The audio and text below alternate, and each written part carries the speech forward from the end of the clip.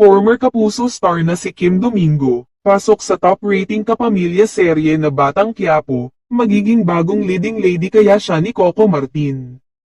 Certified kapamilya na ang longtime Kapuso actress at modelong si Kim Domingo. Kinumpirma ng Allstar Magic sa kanyang ex na dating Twitter ang paglipat ng magandang aktres sa ating ABS-CBN matapos ang 7 taon bilang isang kapuso. Nagsimula ang kanyang career bilang isang contestant sa Little Miss Philippines ng noontime show na Eat Bulaga, noong siya ay 5 taong gulang pa lang kung saan siya ang 4th runner-up, at nasilayan din siya bilang Money Girl sa dating programa ni Willie Revillamen na Will Time Big Time ng TV5 noong 2012.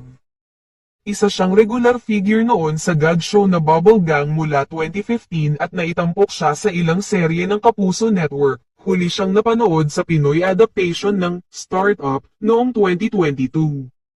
Naging remarkable rin ang kanyang pagganap sa pelikulang Mang Kepweng Returns noong 2017 bilang leading lady ni Kuoy's Bong Navarro na si Alisa.